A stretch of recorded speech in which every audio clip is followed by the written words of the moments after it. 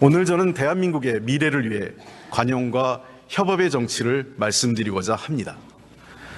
2015년 9월 14일 미국 워싱턴주 햄퍼드와 루이지애나주 리빙스턴에 있는 레이저 간섭계 중력파 관측소, 일명 라이고 검출기에 이상한 신호가 잡혔습니다. 이후 라이고 비르고 연구전에서 최초 중력파 검출로 명명되어 세상에 발표된 신호였습니다. 중력파 발견은 블랙홀, 중성자별, 초신성 관측에 새로운 눈이 생기는 천체 물리학계의 판도를 단번에 바꿀 획기적 사건이었습니다. 그런데 문제가 있었습니다. 누구도 모든 현상을 과학적으로 100% 완벽하게 증명할 수 없었고 하나의 현상을 해석하는데도 수많은 갈등과 논쟁이 존재했습니다. 그래서 과학자들은 이 역사적 발견을 검증하고 합의해가는 동안 1만 7천여 통의 이메일과 원격 회의 기록을 남기게 됩니다. 과다한 업무 중에도 민주적 절차를 지키고 경쟁 속에서도 합의에 이르러 2016년 2월 드디어 한 편의 논문을 발표했습니다.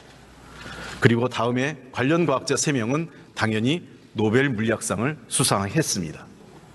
이 이야기는 중력의 키스라는 책에 담겨 있습니다. 작가는 중력파 발견의 전 과정을 말하면서 과학 실현의 과정이야말로 민주주의 사회에서 집단적인 가치의 등대로 구실할 수 있는 유일한 대안이라고 말했습니다. 연구 공동체의 탐구, 가설과 검증, 논문이라는 전 과정을 통해 과학이 실행되는 현장뿐 아니라 민주주의 사회가 참조할 수 있는 합의 과정을 보여주고 있다고 믿었기 때문입니다. 과학은 논리적으로 결코 완벽하지 않았기 때문에 절차를 중요시했고 분업과 협업을 발전시켰습니다. 저 또한 이 이야기에서 특정한 가치를 놓치지 않는 민주주의, 개인의 권리와 의견을 존중하는 민주주의 실천 과정을 만났습니다. 아마도 과학에서 발전한 민주주의가 역으로 과학기술 발전의 원동력이 아닐까 생각도 해봅니다. 존경하는 국민 여러분, 국민의 생활 대부분도 마찬가지입니다. 경쟁하면서 협력합니다. 제빵사가 빵을 만들면서 농부를 떠올리기는 쉽지 않고 오직 생계를 위해 빵을 만들더라도 아침이 바쁜 이들에겐 하루의 에너지를 얻는 소중한 음식이 됩니다. 무심히 자신의 일만 하는 것 같지만 사회가 복잡해질수록 서로의 관계는 깊어집니다. 우리는 코로나 시기에 의료와 돌봄 종사자분들, 택배기사를 비롯한 배달업 종사자분들, 그리고 대중교통 기사님들과 환경미화원분 등 필수 노동자의 고마움을 깊이 깨달았습니다. 또한 혼자 모든 걸 해낼 수 없다는 것도 알게 됐습니다. 우리 사회는 어느새 서로가 서로의 부족한 부분을 보완하고 보충해야만 살 수 있는 시대로 접어든 것입니다. 중요한 일과 중요하지 않은 일의 경계도 없어지고 있습니다. 복잡한 기계일수록 작은 톱니바퀴 하나가 매우 중요합니다. 모든 부속은 자기 자리에서 충분히 중요합니다. 사람도 마찬가지로 아이를 키우는 일은 국가 예산을 집행하고 휴전선에서 경계근무를 서는 것만큼 중요한 일입니다. 큰 일, 작은 일에 대한 구분은 더 이상 의미가 없습니다. 모든 사람은 저마다의 가능성이 있습니다.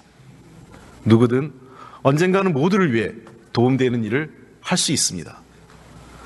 오늘을 다른 이에게 베푸는 나의 친절은 내일 나를 위한 친절이 될 것이라 믿고 있습니다.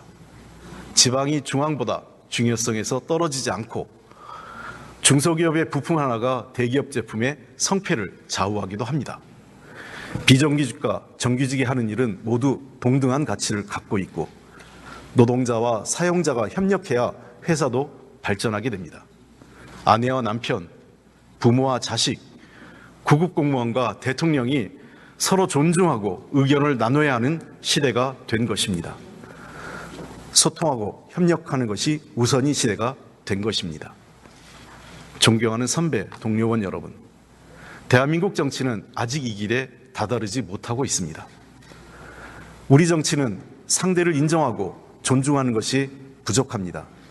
상대가 했던 것은 아무리 좋아도 무시하고 우리가 하는 일은 문제가 많아도 잘 고치려 하지 않는다는 것입니다. 국민들께서 우려하고 질책하는 점입니다. 이제 정치도 바뀌어야 합니다. 정치에는 한 사회의 갈등과 대립이 집약되어 있습니다. 저는 여야의 갈등과 경쟁이 나쁘다고 생각하지는 않습니다. 당연한 일입니다. 단, 여기서 멈추는 것은 정치가 아닙니다. 갈등과 대립을 분열과 증오가 아닌 타협과 합의로 해결해내는 것이 정치의 숭고한 의무이자 본력입니다. 그러나 지금 정치는 서로를 조롱하며 극단으로 치달아 대화와 타협의 문을 닫는 나쁜 정치로 국민을 실망시키고 있습니다. 다른 의견을 존중하고 권력 행사를 자제하는 민주주의 규범이 무너지고 있는 것입니다. 권력의 마음에 들지 않으면 대화와 토론이 아니라 압수수색과 보복수사로 입을 틀어막는 일이 다반사입니다. 최근 우리 국민은 대통령에게 자신의 목소리를 냈다는 이유만으로 국회의원과 카이스트 졸업생이 입이 틀어막힌 채 사지가 들려 끌려나가는 참담한 모습을 확인했습니다. 이들이 외친 목소리는 국정기조를 전환하라, R&D 예산을 복원하라는 지극히 아주 상식적인 요구였습니다.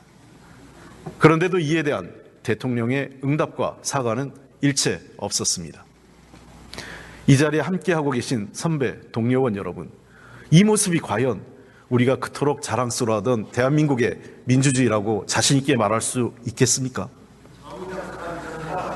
오늘날 독재와 민주주의 지도자를 구분하는 기준은 비판에 대한 대응 방식이라고 많은 정치학자들은 지적하고 있습니다. 지금 남의 일이라고 애써 무시하고 회피한 문제가 곧 닥칠 미래의 나와 우리의 문제가 될 수 있다는 사실을 직시해야 합니다. 지금 우리가 겪는 민주주의 위기를 심각하게 직시해야 하는 것입니다. 지금도 거리에서 힘겨운 시간을 보내고 있는 이태원 참사 유가족들, 최상병 특검을 요구하는 해병대 단체와 관계자들, 그리고 공정하게 일을 처리했다는 이유로 재판을 받게 되는 해병대 박정훈 대령의 모습은 결코 남의 일이 아닙니다. 그러나 저와 더불어민주당은 민주주의와 의회 정치에 대한 믿음을 버리지 않겠습니다.